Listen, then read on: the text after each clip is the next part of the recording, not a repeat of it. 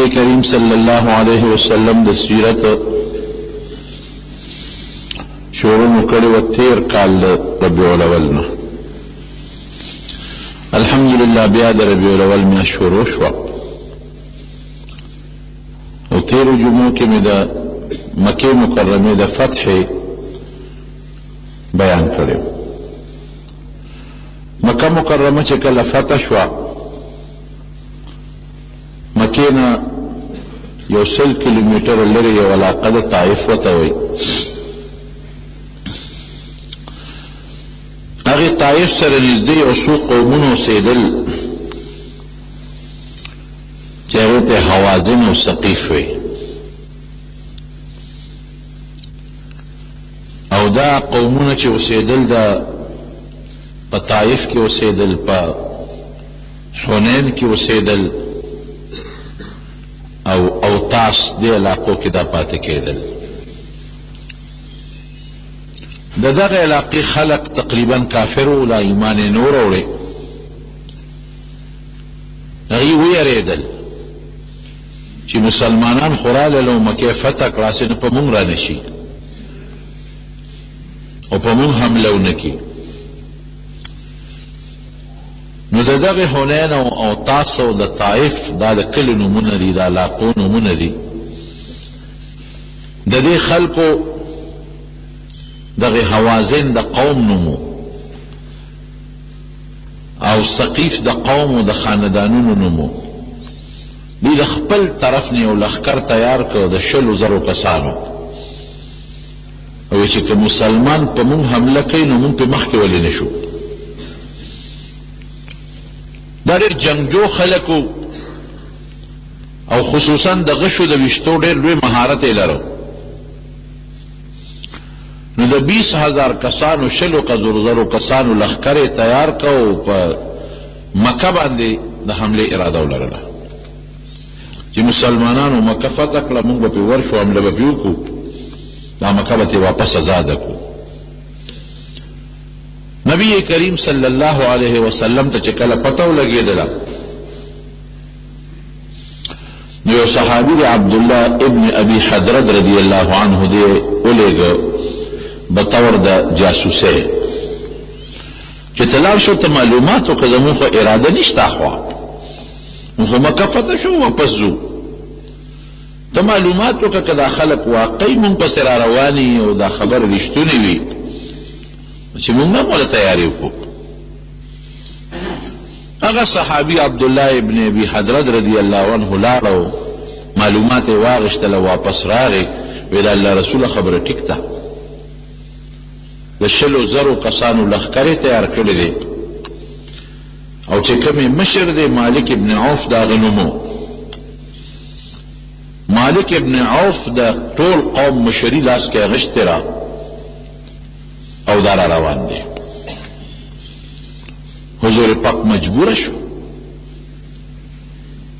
چې کوس مونږ نه ځو نو هم بده ده او که مونږ واپس مدینې ته ځو دا خلک رالل نو په مکه کې دا لږ ډېر مسلمانان دي دا به ټول ختم به کړي. اوس څوک نو حضور پاک هم اراده ولرله د نبی علیه السلام سره 10,000 کسان هغه چې د مدینې شریفې نه راغلي وو او 2,000 کسان د مکې دا ورسره ملګري شو په مکه کې چې نوې کوم مسلمانان شو او د مسلمانانو د 12,000 لښکر روان شو. هغوی 100,000 دي.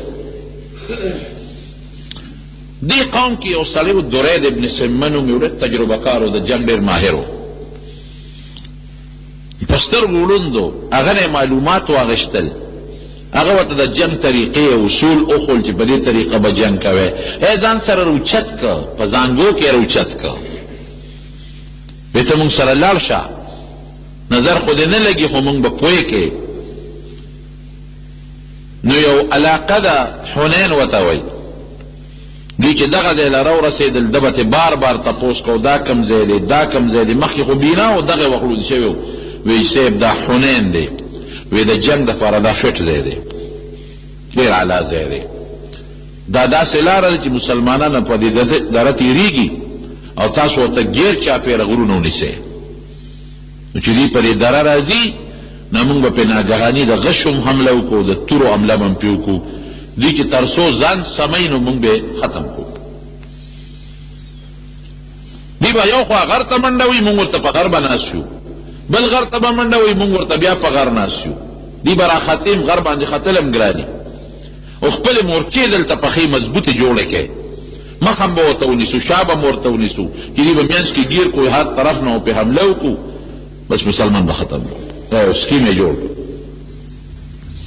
شور یې واورېد نو دې درید تپوس وکړو وي دا شور د څه دی وی دا زمونږ چې کوم مشر دی د جنگ کمانډر ان چیف جرنیل مالک ابن عوف هغه وی چې ځان سره به ښځې او ماشومان او بچي ټول بوزو دا د هغې ښځو د بچو شور دی وی دا ولې دا درید دا نابینا مشر ورته وی وی دا ولې وی ده وی چې یاره دا ښځې او بچي را سره نو موږ به مضبوط جنګ وکړو تختو به نه که تختو خو دا ښځې بچي رانه مسلمان اخلي د دې د غیرت د وجې نه به مونږ بهادري ښکاره کړو او به نه تختو وی دا شی ټیک نه دی دا درید ورته وی وی دا شی ټیک نه دی وی دا ښځې بچي دا واپس کړې دا شاته ولېږې که مونږ ګټه ومونته نو بیا به راپسې دا ښځې بچي م راشي که تاوان موت نو کم از کم د دې بېعزتۍ نه خو به بچ شو چې مسلمانانه ښځې بچي اخلي که نه دې بېعزتۍ نه خو به بچ شو هغه مالک ابن عوف ته چا ووی چې درید خو وی چې دا ښځې بچي رستو کې وی دا بوډا دی اوس بوډا شوی دی د دماغ کار نه کوي دا ښځې بچي به راسره یو جنګ به کوو دې به هم په کاڼو ویشتل کوي او د دې د غیرت د وجې نه مونږ کې بهادري پیدا کېږي بهر کیف دي هم اقصې وکړل غرونو کې مورچې جوړې کړې او تیرانداز غشو ویشتونکو والی پکې کېنول ښه ډېر ګڼ تعداد کې او 60,000 کسان مسلح د تورو سره یو خوا بل خوا په غرونو کې خواره شو مخ یې ونیوله د غرونو غاړې یې ونیولې مسلمانان خو په دره کې روان دي او دې نیت و چې دې منځ ته شي نو هر طرف نه پې حمله وکړو تر څو چې دې ځان سمی سمی مونږ به بېغمه کړي او صحابه کرامو چې یو بل ته وکتل نو دومره تعداد د مسلمان چرته په جنگ کې نو برابر شوی لږ به دا 12,000 کسان دي او ټول مسلح دي د چا د خولې نه پکې دا ټکي ووته لن نغلب اليوم من قلة نن ورځ که مونږه بیلات کوو د بلې وجې نه نو بېله خبره ده خو د فوج د کمي د وجې به مونږ بیلات نن نه کوو نن مونږ ډېر زیات یو نن مونږ ډېر زیات یو د تعداد د وجې نه او د شمېر د وجې نه به مونږ نه تښتو بله وجې نو بېله خبره ده الله ته دا خبره خوښه نه شوه چې څنګه دې درې دې منځ ته شو بس هغوی په غشو پې داسې باران وکړه داسې یو شان چې د صحابه پوهېدل په ځان د دوی خدا خیال نو چې دلته راته فوج ناست دی دوی خو چې مخکې به چېرته مخکې به یکدم پې داسې باران شو لکه هر طرف نه چې ډزې شروع شي هر طرف نه پې د غشو باران شو او صحابه کرام روان دي او ګڼم دي نو په ګڼو چې غشي ولې خامخا پکې لګي صحابه زخمیان شو ولګېدل سخت صحابه کرام په غشو ولګېدل او د تېښتې رو هم نشته یو خوا هم غر دی بل خوا هم غر دی او 100,000 تورې ورپسې راووتې د 100,000 کسان راکوز شو پې څوک یې په غشو ولو څوک یې په تورو اولي صحابه کرام منتشر شو څوک یو خوا منډه وي چې دا څه وشو ناګهاني شړق را پرېوت څوک بل خوا منډې وي څوک بل خوا منډې وي قرآن حکیم کې الله فرمایي ویوم حنین اذ اعجبتکم کثرتکم تاسو ته خپل ډېروالی خوښ شو اعتماد به هر وخت الله وي په ما کوئ تاسو کې بعضې کسانو ده وي چې لن نغلب اليوم من قلة نن خو مونږ ډېر زیات یو نو د شمیر د لږوالي د وجې نه مونږ څوک نشي پړ کولی نه شي تختولی نو تاسو په خپل ډېروالي باندې فخر وکړو په بدر کې تاسو څومره وې 314 د زرو مقابله وه 313 د زرو مقابله کوي 1/3 حصہ تاسو یې هغې نه هم کم 2/3 هغوی دي هغې نه هم زیات او تاسو سره وسله نشته هغې سره وسله ده خو چې تعداد څه شی نه دی زما مدد در سره و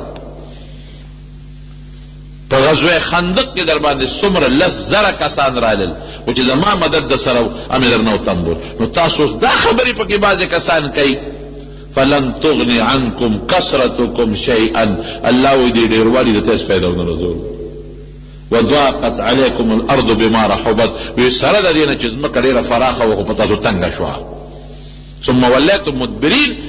منډې مو کړئ. صحابه منتشر شو، یو خوا بل خوا منډې وی چې څه شو. نبی کریم صلی الله علیه وسلم د یو څو ملګرو سره یوازې پاتې شو. په یو سپینه قچره باندې نبی علیہ السلام سور دی. ابو سفیان ابن حارث د تره زوی دی، هغه اوښه نیولې ده، قچره نیولې ده. حضرت عباس ورسره دی. هغې وی چې مونږ دا قچره راښکله چې دا مونږ راواړو، ځکه نبی علیہ السلام که مخکې شو ته په توره څوک ونه وی او څوک یې په غشي ونه ولي، په غشي ونه لګي، په توره باندې ونه لګي. نو مونږ زور کوو چې دا رامنې کو، او نبی علیہ السلام به دا زور کوو چې دا صحابې مخکې شي. وی چې مونږ نه پرېښوده، وی قسم دی حضور پاک د هغې قچرې نه راټوپ کړئ او اواز یې وکړه انا النبي لا کذب انا ابن عبد المطلب، زه پیغمبر یم. دا خبره دروغ نه ده، دا رښتونې خبره ده. پیغمبر تختی نه، پیغمبر سره الله مدد کوي. انا ابن عبد المطلب، زما د نیکه نوم د عبدالمطلب نسیم، زما نیکه چې ته جنګ کې نه تښتېدلی، زه به څنګه وتښتم. او بیا اواز وکړه یا الانصار، اے انصار، یا اصحاب الشجرة، اے د حدیبیې د اونې لاندې بیعت والا مسلمانانو چرته لاړئ. دا اواز چې څنګه وشو، نو صحابه راغونډ شو. دې درمیان کې بعضې منافقین هم او د مکې بعضې کافران هم هغوی په دې سوچ کې و چې یاره که چېرې مکمل وشو په دې جنګ کې مو نبي علیه السلام باندې غذار وکړو. یو کافر دی شیبه ابن عثمان ابن ابي طلحه، او ما په زړه کې دا فیصله وکړه چې په بدر کې خو مسلمانانو زما پلار وجلی دی او د نبی علیہ السلام خوا کې تاویدم را تاویدم، ما یو که چې مقامی مونته او په پیغمبر باندې غذار وکړو. ځان نه خو مې ظاهر کې مسلمان ښکاره کړی، خو دې لپاره تللی وم. وی چې دا موقع پیښه شو او صحابه منتشر شو، وی بس ما موقع لاندې کړه چې نبی علیہ السلام خو دې وخت کې یوازې یو څو کسان دي، بس ما پې حمله وکړه. په اتفاق ته ګوره چې حمله مې وکړه، وی بېهوشه را پرېوتم بالکل اسم نو، او سترګې مې کیلې بیرې شوې، لاس او خپو مې کار پرېښو او سترګې تورې شوې را پرېوتم.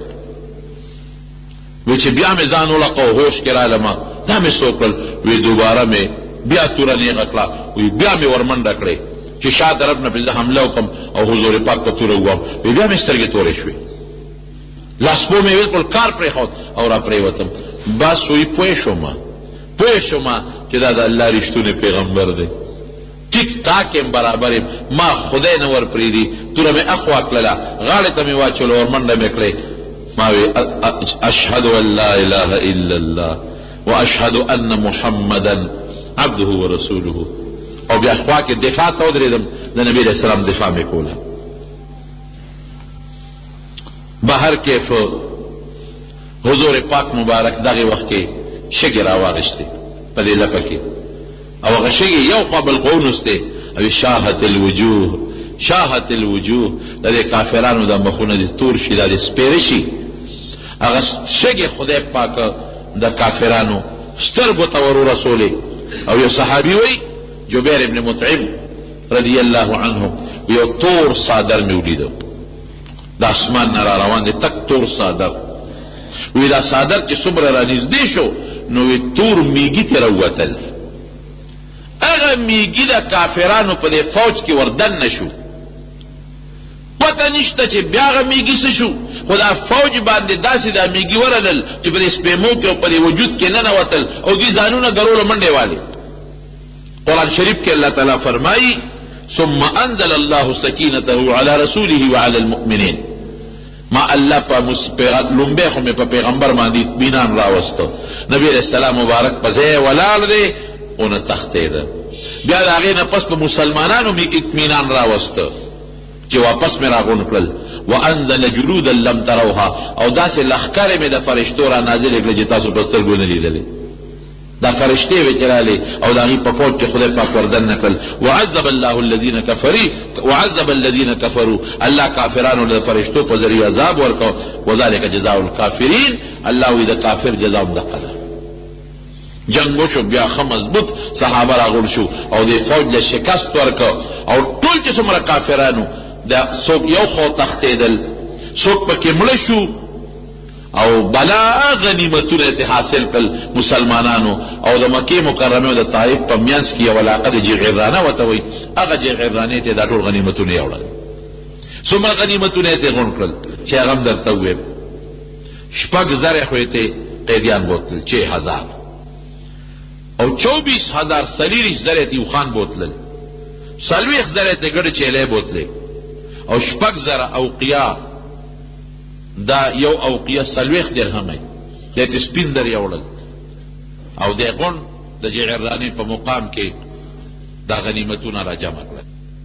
دا خټول څوک پکې مړ شو، څوک او تختیدل یو خوا بل خوا، او څه د مسلمانانو په غنیمت کې راغله. نبی کریم صلی الله علیه وسلم طائف تم یو ډول ولېږله. خالد ابن ولید رضی الله عنه دی ولېږه طائف ته. دا خلک چې کوم او تختیدل بعضې را مشرانې دا طائف ته لاړل. هلته کې دي د یو کال د خوردنو سامان رسد په قلاګانو کې ځان سره محفوظ کړ او د قلا دروازې ځان پسې جلنده کړې. حضرت خالد ابن ولید رضی الله عنه چې فوج بوته او ګیټ چاپیره ته تو شو، هغې قلا کې بند نه راوتل، د بره نه په کوشو ګزارونه کول. د ورته وی ګوره نرتوب دې ته نه وي چې تاسو د قلا دروازې بندې کړئ او په موږ هم ګزارونه کول. تاسو سره خو موږ جنګ نه کوو، موږ خو مکه فتح کړو واپس تلو. جنگ پسې خو تاسو را روان شوئ، نو که غیرت ترکي نو راکوشئ د قلاګانو چې لاس په لاس جنګ وو. هغې ورته موږ سره د یو کال سامان پروت دی، موږ د قلا دروازې نه کولاو. بهر کیف نبی کریم صلی الله علیه وسلم یو خوب ولید. وی ما سره په لاس کې د پیو یو پیاله ده،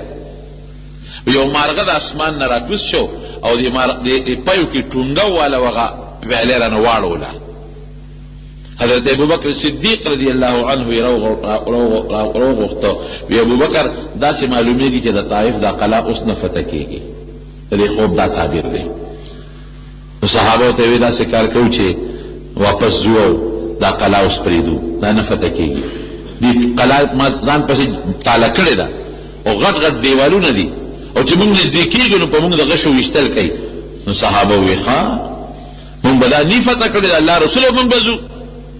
وی خزه مزه سار لا بیا جنگ شو، صحابه لک زخمی شو. بیا حضور پاک وی داسې کو چې زه چې زو دا قلا اوس نه فتح کېږي، دا یو دی پکې پاتې. صحابه غږ ونه کړ، هلته ته زخمونه رسېدلي وو. نو نبي علیه السلام مبارک مسکی شو. بیا دوباره په دې قلا ټیک وکړ. صحابه یو چل وکړ. صحابه له عجیبه خدای پاک یو طاقت ورکړی و، یو ایماني جذبه ورکړې وه. دیوی دا چل باوکو چې د قلا ته پس طریقه وردن نه کېدل پکار دي. څنګه وردن نه شو؟ نو د څرمنو یو دغه جوړ کړو، یو څادر یې جوړ کړو د اوښانو د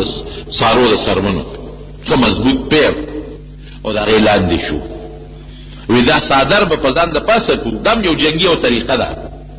اگر نن سبا خلک په ټینک کې ځي یا په بختربند کې ځي چې زه محفوظ یم او بل ولم، نو دا زمونږ دپاره یو بختربند شو. د دې به دا چل وکړو چې دا دې لاندې به شو، نو موږ به قلا ته ځان ور ورسوو. دوی به په موږ په غشو ولي، نو موږ به نه لګو، څرمن به لګي. نو چې ورنږدې شو نو موږ به په قلا کې سوري وباسو، نو وردن نه به شو. یو یې دا پروګرام وکړو او یو یې منجنیقې جوړې کړې. هغه زمانه کې به جنګ کې په دې کار کېده. دا مچوغونه چې پخوا به د خلکو سره وه که نه، او یو شی به دې لاس ته واچو او تاول او یو کاڼې به پرې ویشته. دا غټې غټې مچوغنې به دوی جوړولې، دا باډي چخسي چې ماشومان پرې زانګي، په دې نمونه به وي. هغې کې به 4 پړي تړلي او هغې کې به بره سړی کېنولې، هغه به دا تاوله او کاڼي به پکې تړلي. نو چې کله به دا تیزه شو، دا کاڼي به اوچت شو، نو پړی به یې پرېښوده، دا کاڼي به هلته پرېوت. دا د هغې یو توپ و. دا منجنیقونه یې ولګول صحابه و. چې څرمنې سینګ تیارې کړلې مضبوطې، دوی د هغې لاندې شو او قلا ته ورنږدې شو. اوس هغې خو پې په غشو هم غوزار کوي، په کاڼو هم کوي، صحابه خو محفوظ دي. نو هغې سپېرو څه چل وکړ، هغوی اوسپنې په اور کې ګرمې کړې، سپارونو اوسپنې هغې په هغې څرمنو د پاسه راوغورځولې. څرمن خو بیا اور ته د ټینګې نه، صحابه پکې زخمیان شو. خو اله دا مسله حل شوه چې صحابه په دې دومره تکلیف کې دنم سورې اویسته په قلا کې او پکې وردن نه شو. قلا کې چې دن نه شو هغې څه چل وکړه، بس چې سنګ دن نه شو په قلا کې هغې فوراً چغې کړې او کلمې شهادت یې وویل، مسلمانان شو. بس بیا خو د مسلمان مخکې خبره خلاصه ده. نبی علیہ السلام مبارک فرمایي چې کلم یو سړی جنگ میدان کې کلمه شهادت وایي غږ به ورته نه کوي. حضرت اسامه بن زید رضی الله عنه یو کافر سره په میدان جنگ کې لاس پلاس شو. چې لاس پلاس شو او د په کله غزار کو هغه اشهد ان لا اله الا الله واشهد ان محمدا عبده ورسوله دوی دا یاري وي او درځي ورکه مړې کو. حضور پاک ته چا الوی سیب دقسی یو جنگی د مخکې کلمه و د بیا ملکه اسامه راوغوښته وی قتلته بعد ما قال لا اله الا الله، وی چې کلمه شهادت وی نو تا د هغې د پاسه ملکه. وی د الله رسوله کان متعوذا، وی دی د یارې ویلی د ځان یې رانه بچ کو. وی هلا شققت قلبه، وړه دې وله سیرې کړی، تا ته الله معلوم، وړه نه خو خدای خبر دی. حضرت اسامه رضی الله عنه وی ډیر افسوس مې وکړ، ډیر زیات خفه وم په دې. دارنګه حضرت خالد ابن ولید هم نبی علیہ السلام یو ځل په دې مسله کې چېړلی دی چې کلمې درته مخامخ وایي غږ به ورته نه کوې. یو صحابي د حضور پاک نه تپوس کوي، بخاري شریف کې حدیث دی، ویل الله رسوله که یو کافر سره زما جنگ راغی او زما لاس یې په توره و او دا لاس یې رانه پرې کړ، زه په یو لاس پاتې شم او بیا زه ورپسې شم او زما د تورې لاندې شو او دی وی چې کلمه شهادت وای مړې کم که پرېږدم. وی نه چې کلمه وی پرېږدې وی. وی صاحب زما چې به لاس پرې کړي، وی خیر دی ته به پرېږدې، که دې مړ که نو بیا به دنه خدای تپوس کوي، بیا به الله رانیسي. بس هغې کلمه شهادت وی مسلمانان شو. علاقه فتح شوه. حوازن چې څومره ثقیف خاندانونو او کافرانو شکست یې ومنته، علاقې فتح شوې او تښتېدل. حضور پاک په جعرانه کې ټول غنیمتونه را جمع کړل. چې غنیمتونه جمع شو نبی علیہ السلام ته چې اطلاع راوړه چې صاحب هغه خلق خو د حوازن او ثقیف مسلماني دي. نبی علیہ السلام صحابو ته صبر کوي، مال مه تقسیموئ، لږ انتظار وکړئ، که دا مسلمانان شو موږ یې په مال څه کوو، واپس به وله ورکړو. څه د پاسه 12 ورځې نبی کریم صلی الله علیه وسلم انتظار وکړو، مال یې نه تقسیمو. رانلل دوی چې رانلل نو هغوی دا محسوس کړه چې دا خبره پراپیګنډه ده او دا دروغ ده. نو نبی علیہ السلام صحابو ته باندې مالونه تقسیم کړل، بلا غنیمتونو. او دومره زبردست حضور پاک ډېر سخي و، چاله به 100 خان ورکول، چاله 50، چاله 200، چاله بلا ګډې چیرې. او خصوصا د مکې مکرمه هغه خلک چې هغه ان قریب نوي مسلمانان شوي، هغې ته مؤلفة القلوب وایي، د هغې د زړه ته مینې را پیدا کولو دپاره نبی کریم صلی الله علیه وسلم هغې ته ډېر زیات مالونه ورکړل. دې کې ټول وینځې غلامان تقسیم شو، دې کې دا خلک راغلل. چې دې څنګه راغلله نبی علیہ السلام ته وی چې د الله رسوله مونږ خو ټول قوم مسلمان شو، طائف ټول مسلمان او تاس قبایل ټول مسلمان، حنین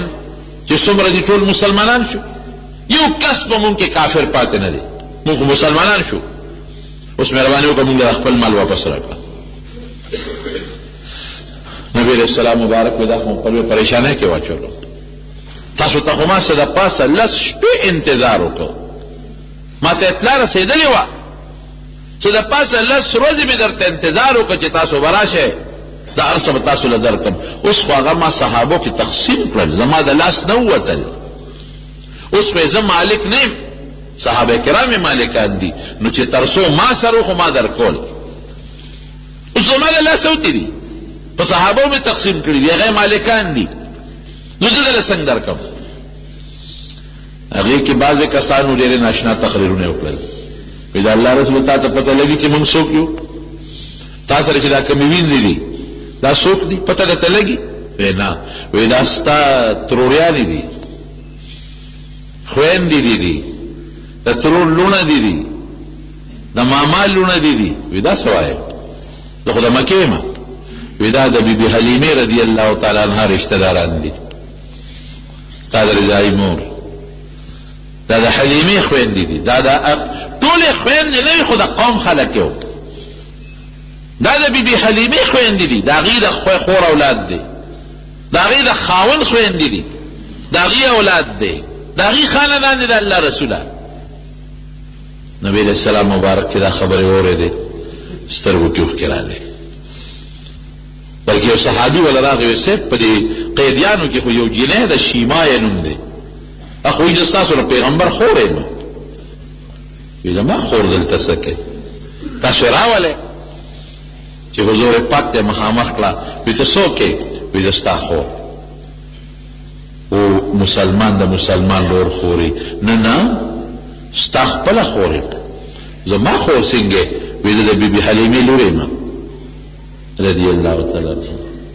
موتا ماشوموالی یو ځای تیر کړی دی لوبې م کړی دي په بنو سعد کې د دې نښه به سي حضور پاک ورته فرمایي د دې نښه به سي نو هغې د الله ښکاره کړه وایي ما ورته لوبې کولې په ما دې چک لګولی دی وایي دا ستا د غاښونو نښه ده زما په دې لاس کې حضور پاک وجړل سترګو کې اوښکې راغلې او صحابه راغونډ کړل وایي دا څه کار دی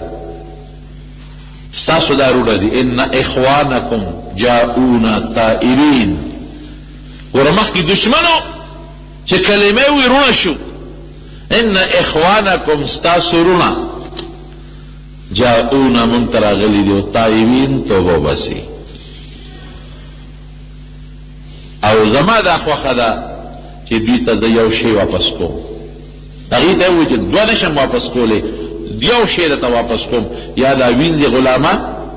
او یا دا ګډې چیلې مالونه دې کې یو خوښ کې ځکه چې زما د لاس اوسوتی دی که تاسو په وخت راغلی وای دا هر څه مې درته واپس کول او تاسو غلطي وکړه تاسو په موږ ولې د حملې اراده کوله موږ خو مکه فتح کړه تلو واپس موږ تاسو پسې نه راتلو نو تاسو راغونډ شئ مفتو کې په موږ باندې حمله کوله موږ خو به دعوت ته ایمان درکو تاسو موږ سره مخکې جګړې نه دي تېرې شوې جګړې نه تېرې شوې نو موږ چا باندې غرض نه لرو د ایمان دعوت به م درکړی که قبول کړی او خپه که نه وي خبره خلاصه په موږ ولې حمله کوله 100,000 لښکره موږ پسې را جمع کړو په درو کې راته کېناستې را باندې ګزارونه وکړل نو حضور پاک وفرمایل یو شی درکوم یا وینځې غلامان یا مال غوره کې هغې وی انا نختار سبینا وی صاحب دا ښځې بچي غلامان راکه مال درته پاتې نو حضور پاک ټول صحابه را جمع کړل او صحابو ته اعلان وکړو دا ستاسو ورونه دي توبهګار راغلي دي زما دا خوښه ده چې دې ته دا وینځې او دا غلامان واپس کوم نو که څوک زما د خاطره ولا خیراتي ځکه اوس شی ستاسو دی زما نه دی که زه په زور واپس کوم نو قیامت پر ورځ ما نه خدای تپوس نه کي نو که تاسو څوک په خپله خوښه او په خوښۍ ورکوئ خو ډېره ښه ده ورکئ او که څوک په خوښۍ نه ورکوئ نو ورکئ زه به تاسو له د هغې بدل درکړم هغې وی نسل الله رسوله چې ستا خوښه ده نو مونږ بې بدله ورکوو یو شی نه واپس کوو بلکل یې وله ورکوو نو هغه ټول قیدیان او وینځې غلامان هغه نبی علیه السلام ورته آزاد کړل واپس یې ورکړل او هغه شیما کوم چې د حضور پاک د هغې خور وه نبی علیه السلام ورته اوښان هم ورکړل ګډې چیلې هم وله ورکړې 3 غلامان هم وله ورکړل په ډېره خوشحالۍ رخصت کړه دې ته خو یې غلامان وینځې هر څه واپس کړل چې واپس یې کړل نو باقي مالونه چې کوم هغه پیغمبر علیه السلام په دغه مؤلفة القلوب تقسیم کړل دا چې کوم کچه مسلمانانو د مکې او د څو ورځو مسلمانانو دې له ډېر مالونه ورکړل دې لپاره ډېر ورکړل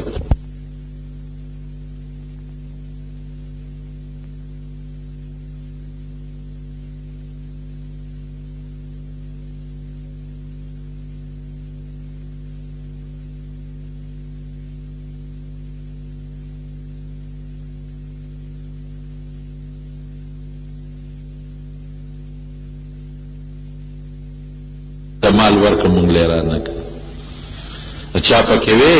چې سخت راشي نو بیا مونږ ته आवाज کوي چې انصار راشي او چې مالی نو بیا مونږ له نه راکړي د مکې خلکو له ورکوي حضور پاک مبارک ته دا خبره راورسېده چې راورسېده فورا انصار راغونډ کړل اعلان یې وکړ انصار یو تمبو کې جمع شي یو خیمه کې خو بل به ورسره هېڅوک هم نه صرف انصار به د مدینې خلک ټول را جمع کړل حضور پاک اعلان وکړ انصار یې ټول وی در کې بارۍ څوک شته یو صاحب یو کس را کې بارۍ شته وی څوک دی یو خریم دی حضور پاک یادو لکه د نبی علیہ السلام نیا د مدینې وه یو خرئی را کې بارۍ د نور خپل خپل یو وی دا ابن اخت القوم منهم وی خرئی د قوم نه حسابېږي پردی ني وی انصارو ته وی ما ته څه خبرې را رسېدلې دي تاسو څه خبرې کړې دي هغوی به دروغ نه وي چې نه مو دي کړې یو صاحب مشرانو نه دي کړې او د هلکانو کړې دي وی سم ویلی دي وایه وی د هلکانو وی چې نبی علیہ السلام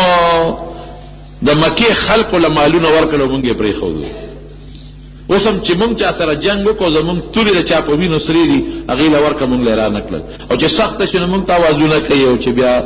مالونه شي هغې له ورکوي حضور پاک وفرمایل بلکل خبره ټیک ده وی ما د مکې د خلکو له مالونه ورکړل خو خپل قوم له مې نه دي ورکړی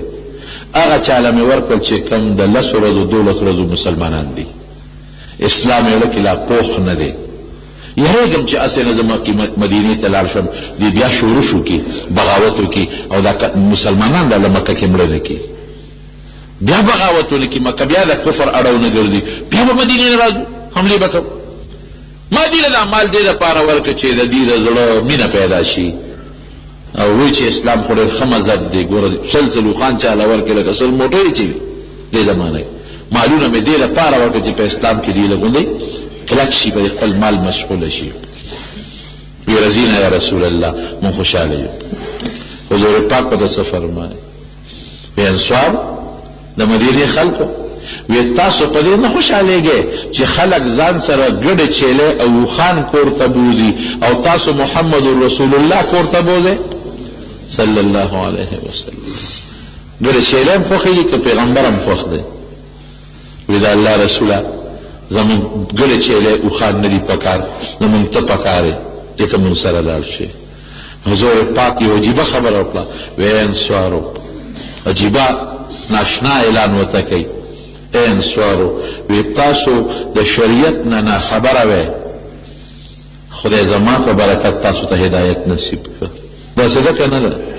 هغې الله ورسوله امن علینا وی الله و رسول په موږ د احسان ده بالکل منو وی تاسو یو بل سره دشمنی وه اوس او خزرج دو قبیلې وې د همیشه نه په دشمنو وې زما په وجه تاسو الله رونه کړی داسې ده که نه ده هغې وی الله و رسول احسان دی بلکل یې منو وی بې ماله وی مال د سره نو وی زما په وجه باندې خدای دله مالونه درکړل زما په وجه بیا هغې وی بلکل د الله و د رسول احسان منو حضور پاک پته څه وایي داسې به د دنیا یو بادشاه وایي هغې ورته څه وایي ای انصارو وی تاسو چې دا خبره کوئ نو تاسو دا ولې نه وایئ چې د الله رسوله ته م یوازې رالې ګورې مونږ سره مضبوط شوې دا ولې نه وایې ما ته د الله رسوله ګورې ستا قوم کې م ځای نو مونږ له رالې نو مونږ دله ټیکانه درکړه د الله رسوله ګورې ستا ملګري مونږ له یوازې رالل زمونږ په وجه مضبوط شو دا راله ولې جواب کې نه وایې دا ووایې که نه لکه د حضور پاک مقصد څوره دې خبرې نه چې زما په برکت خدای پاک تاسو ته هدایت د اسلام درکړ دشمنۍ دله ختمه کړې رونه یې کړې او زما په برکت خدای مالدار کړه لیکن ستاسو په برکت الله زما مضبوط کړم ستاسو په برکت باندې الله زما قوم مضبوط کړ ستاسو په برکت باندې الله مالم یو ټیکانه راکړه تاسو زما احسان منئ زم ستاسو احسان منم بیا حضور پاک یې اعلان وکړ لو سلك الناس واديا وشعبا لذهبت وادي الانصار ویک خلق په یو خړزي او په یو درزي زب نور خلق سره په لار نظم زب د انصار سره په درکه او په خول کې روانه او بیا فرمایل لولا الهجرة لكنت امرأ من الانصار ویک هجرت نه مقرر زب مدینه کې انصارو کې پیدا وي او بیا وته وی انصارو نور خلق بریریږي او تاسو بل کمیږي او انصارو تاسو له خلق خپل حق نه درکې رسو بادشاہان تاسو حق تلفی بکیږي وی فصبروا تاسو به صبر کوئ فصبروا صبر کوئ تاسو به زما سره د حوض کوثر په غاړه به تاسو استقبال کوم دا خبره انصار وریده ویل الله رسول مون خدا خیالو چې مکه فتح شو ته بس خپل کلی کې پاتې کېږي په مکه کې نبی علیہ السلام وینا بالکل نه پاتې کېږم د تاسو ورور تاسو سره مدینه کې بځم انصار خوشاله شو خوشاله نه داسې مخونو رڼاګانې وکړلې ویل الله رسول نه مو ګړې پکار دي نه مو چیلې پکار دي نه مو مال پکار دي مو ته پکار دي ته مو سره مدینه ته لاړ شي واقعي قبل څوک وي او مکه فتح شوی وي مکه کم ځای دی د بیت الله ځای دی مکه د صفا او د مروه ځای دی مکه د مقام ابراهیم ځای دی مکه سره خوا کې عرفات او مزدلفه او مینا دي مکه د پیغمبر علیه السلام د 53 کالو د زندګۍ علاقه ده 40 سال د نبوت نه مخکې او 13 سال د نبوت نه وروسته 53 کال چې یو ځای کې سړی تیر کی د قوم دی کورونه دی کوڅې دی لیکن حضور پاک دا ونکړل تاریخ یې پرېښود تاریخ چې کم قوم کې مې 10 کاله تیر کړل انصار د مدینې او کم قوم د اسلام او د دین خدمت وکړ او کم قوم مسلمانانو سره قربانۍ ورکړې د هغې قربانۍ به نه یې هملته به واپس نبي علیه السلام مدینې ته لاړ انصارو کې اوسېد او زندگی بیا په انصارو کې تېره کړه د جعرانې نه نبی کریم صلی الله علیه وسلم یو عمره کړې ده د شپې راغی هېڅوک یې پوه نه کړل که خلکو ته وایم صحابو ته نو بیا خو به صحابه هم راځي عمره به کوي نو څوک یې پوه نه کړل او د شپې راغی مکې مکرمې ته او عمره یې وکړله واپس جعرانې ته لاړ اوس هم د حاجیان یا عمرې د څوک لاړ شي نو ورته وایو چې لکه یو عمره د جعرانې نه مو کوي د مکې مکرمې نه تقریبا 18 کیلومتر یا 20 کیلومتر دا جعرانه راځي او یو کوی دی په جعرانه کې اگر چې اوس هغه کوی باندې هغوی سر بند کړی دی او اوبه ته نه استعمالوي لیکن هغه کوی دی کې د نبي علیه السلام د معجزې په برکت په هغې کې ډېرې زیاتې اوبه پیدا شوې وې لکه تقریبا 12,000 صحابه کرام 12,000 صحابه کرام په یو کوی اوبه کم ځای ګزاره کېږي الله د حضور پاک د معجزې د برکت نه هغې کې اوبه پیدا کړې صحابه په سیراب شو دغه په زرګونو خان په سیراب شو د په زرګونو ګډې چیلې په سیراب شوې ما په خپله د هغې اوبه څکلې دي مخکې به د هغې نه اوبه جومات چې کوم د جعرانې دی د هغې سره خوا کې کوي دي بلکل د جومات ته ښي طرف ته لارې په څه غاړه دی اوس ما څه کال تپوس وکړو نو ویې چېرې هغه کوي چې دی نو هغې باندې باقاعده سر بند کړی دی اوبه ته نه استعمالېږي یو عمره هم پکې نبی کریم صلی الله علیه وسلم کړی دی نو مکه خدای فتح کړه طائف فتح شو او طائف سره ګیر چاپېره چې څومره علاقې وې دا فتح شوې او د فتح نه علاوه رب العالمین دا ټول مسلمانان کړل دا هغه خلکو چې په مکه مکرمه کې نبی علیه السلام دی تللی طائف ته او د ایمان دعوت یې ورکړی او دې خلکو د پیغمبر علیه السلام ډېره زیاته سپکاوی وکړ انتهایی او بیا ورپسې خپل غلامان کړل او خپل بچي ورپسې کړل وایي په کاڼو یې ولې او دومره نبی کریم صلی الله علیه وسلم زخمی کړ چې دا وینې ته وجود نه روانې شوې بی بی عائشه صدیقه ته تپوس کوي وی د الله رسوله وی ستا باندې په زندګۍ کې سخته کومه ورځ تېره شوې ده وی عائشې کله چې ستا د قوم نه مایوس شم او طایف ته لاړم او د طایف خلکو زما تکذیب وکړو زه ونه منلم او بیا په لاره را روانم او په کاڼو یې ویشتم وی قسم دی عایشې که ما ته دا پته لګېده چې زه روان د کوم طرف نه یم او ځم کوم خوا او چغې راپسې والې الاګانې راپسې ستې الله جبریل علیه السلام راغی ورسره فرشته وه وی دا ملک الجبال د غرونو فرشته ده الله را لېږلې ده. وی سوی وی دا وی کړي خوخه چې د طائف د دواړه غرونو چت کم او د طائف د خلکو پر سر یې کېنو لوی تکلیف یې درته ورسو. خو الله وی چې تپوس ته وکړه که اجازت درکوي بالکل دا غرونو چت کې. وی سړي خیال دی حضور پاک سوی الله اکبر اللهم اهد قومي انهم لا يعلمون. خدای دا زما قوم دی دې ته هدایتو کې دا نه پوهېږي. هغه دعا قبول او په هغه وخت خو الله موقع ورکړه. واحد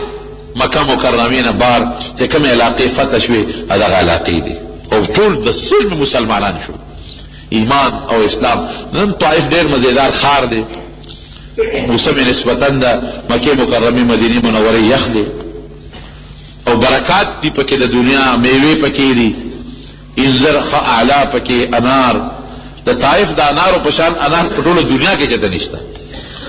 ټوله دنیا کې نشته. داسې انار ما په زندګۍ کې چېرته نه دي لیدلی چې هغه د ترشي دي پکې نه او ټول د خواږي مکمل خواږه انار اعلی. دا طائف مشهور انار دي. د طائف ټماټر مکې مکرمې ته راځي د نورو په نسبت هغه زیات قیمتي وي. د طائف انځر دومره خواږه انځر ما په زندګۍ کې چېرته نه دي کتلی. دا جمعات کې درته دا خبره کوم په ژوند کې مې دومره خواږه انځر چېرته نه دي کتلی کوم چې د طائف انځران دي او د هغې کې مې میوې دي. ما وې دا په دې وجه چې نبي کریم صلی الله علیه وسلم خپل ماشوموالی او خلپو سیل ته تېرې کړي او دغه خلک خدای په هیله مسلمانان کړي دي. یو جمعات ته په طائف کې مشهور مسجد عبدالله ابن عباس رضی الله عنه لوی جمعات ته مشهور جمعات ته لکه څنګه چې پېښور کې څوک د مابد خان د جمعات مابد خان صاحب د جمعات نوم اخلي ټولو خلکو ته معلوم دی. دا قرنګ چې نوم اخلي مسجد عبدالله ابن عباس نو ټول خلک یې پیژني. هغې سره خوا کې مونږ خو ورنرلو دیوال ته ته و په هغې کې د شهداو د چې په دغه طائف په غزا کې کوم کسان شهیدان شوي دي د هغې قبرونه هم دي. خو خیر قبرونه مونږ په سترګو ونه لیدل لکه د هغې نه ګېټ چاپېره یو قلا یو دیوال ته و. بنو سعد ته زه تلې په خپله هغه علاقه مې وکتله چې کومه علاقه کې نبي کریم صلی الله علیه وسلم ماشوموالی تېر کړی دی. د بی بی حلیمې رضی الله تعالی عنها کوټې وړې وړې په ځمکه کې دننه صرف دیوالونه پې شته او د پاسه ورباندې چت نشته د ګټو دیوالونه دي. ډېره اعلی د رحمتونو ډکه علاقه او ما دا محسوسه کړه 11 بجې 11 نیمې تقریبا داسې د ګرمۍ په ټیم کې چې بر نه پې نور را نیزوار شي پښتانه وایي لیکن هلته مونږ ګرمي محسوسه نه کړه یخې یخې هواګانې پکې لګېدلې. اوس خو د بازار لږ لرې جوړ شوی دی یو ځله مقبرم ده پکې هغه ځای مې ولیده چې کوم ځای کې د نبي کریم صلی الله علیه وسلم په ماشوموالي کې شق صدر شوی دی سینه مبارکه شلېدلې ده. دغه علاقې چې د برکت ني نو کومې علاقې به د برکت وي. په دغه علاقو چې د خدای رحمت نه ورېږي نو په کوم ځای به د خدای رحمت ورېږي. بهر کیف دا علاقې طائف او طاس او حنین دا الله تعالی مسلمانانو له ورکړل. نبی کریم صلی الله علیه وسلم سره الله وعده کړې وه اذا جاء نصر الله والفتح دا الله مدد به راځي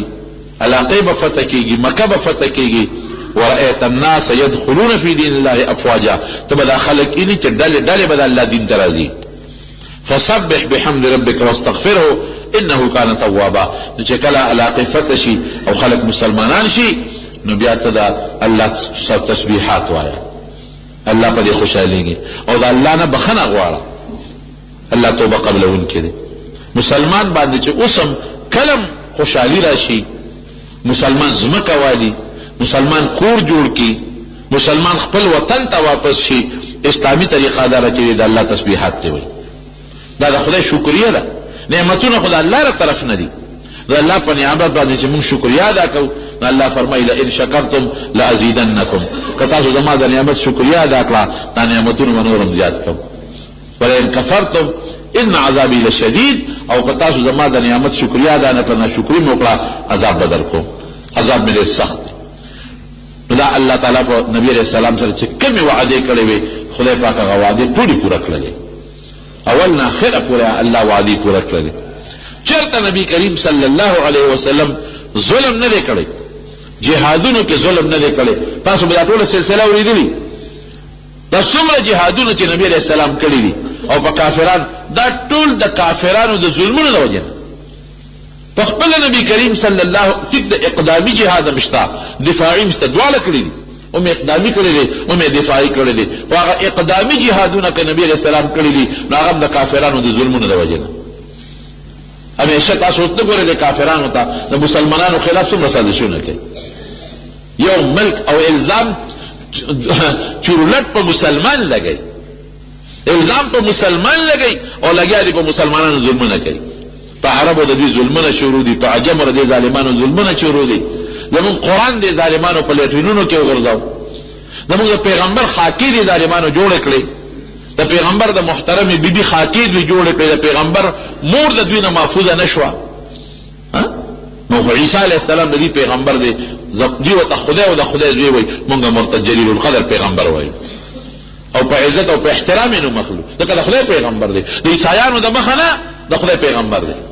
عزیر علیه السلام ته دی د خدای زوی وای يهوديان، مونږ وایو نه د خدای پیغمبر دی. د يهودو د مخه نه د قران د مخه مونږ عزیر علیه السلام عزت کوو. نبی کریم صلی الله علیه وسلم په خپل فرمایي وی الانبیاء كلهم اخوه لعلات، وی دا پیغمبران ټول پلار شریک رونه دي.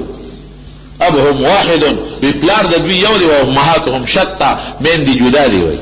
پلار یو دا معنا چې عقیده او عقاید دا ټول پیغمبرانو یو دي، دغه فرق نشته. او مین دي جدا دا معنا چې فرعي مسائل دا غي مون جدا طریقه او زمون جدا ده، دا غي رجی بل شان او زمون بل شان دي، دا غي زکات په بل طریقه او زمون په بل طریقه دي. نو فرعي مسائل د یو بل نه جدا، لیکن دین د ټولو یو دی، عقیده د ټولو یو ده. یو وخت کې د حضور پاک په مخ کې د نبی علیہ السلام په مخ کې د یو يهودي او دا یو مسلمان د صحابي جګړه شو. هغه يهودي وای زما دې په غزاد قسمي چې موسی علیہ السلام دې په ټول مخلوق ورواله ورکړي دي، موسی علیہ السلام له پټول مخلوق ورواله ورکړي دي. دی مسلمان له غصه ورله وی پټول مخلوق موسی علیہ السلام غوړه دی او وی بیا خو به په پیغمبرم غوړی. نو ځاسو چت کا يهودي او سپېړه وو. يهودي راغی نبی علیہ السلام ته شکایت وکړ، بخاری شریف کې حدیث دی. وی صاحب غفلان کی مسلمان او عالم راوی غوښته ایونه دی وی صاحب د دوه چې موسی علیہ السلام له پټول مخلوق فضیلت ته، نو ما وی ټول مخلوق ته خدای الله زمون پیغمبرم شو کړی، یا خو زمون په پیغمبرم د فضیلت ته. نو مالا غسل علیه وسپیره مې وی حضور پاک سو فرمایل وی ګوره په پیغمبرانو کې ما لوی میثاق وی، اگر چې دی ورفع بعضهم فوق بعض درجات، قرآن وی بعضی پیغمبران د بعضو نه غوره دي، لیکن خپل عجزی دا بیان کړه چې مال به د پیغمبرانو نه به موچت نه حساب وی. او موسی علیہ السلام باندې تعالی ولی غسل علی صحابی ته وی وی د قیامت پرز به ټول مخلوق بهوش پریوزی، زبان پکې بهوش ما. نو چې ځکه په هوش کې راشم نو موسی علیہ السلام با د الله د عرش خپدی ولی، نو پته راته نشتا چې زمانه مخکې هوش کې راغلی او کدا کوه تور کې دی بهوش شوی د هغه په وجه الله د دې بهوشۍ نه مستثنا کړل ته بهوشي را نه وستا. دونه فضیلت موسی علیہ السلام دی. نو معنا به موسی علیہ السلام نه به ما غوړه نه جوړوي، اگر چې غوړه دی لیکن د خپل عجزی ده. نو موږ خپل پیغمبر د اصول خو دي چې ټول پیغمبرانو به عزت کوي، دا خدای مقرب پیغمبران دي، موږ د ټول عزت کوو. لیکن دا ظالمان زموږ د پیغمبر به عزت کوي،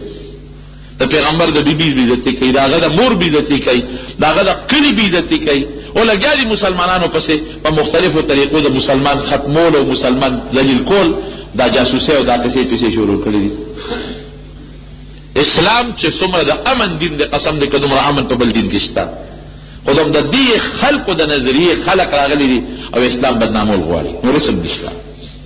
او مسلمانان یو ځای بل ځای جنگول غواړي. دا افغانستان ته وګوره، عراق ته وګوره،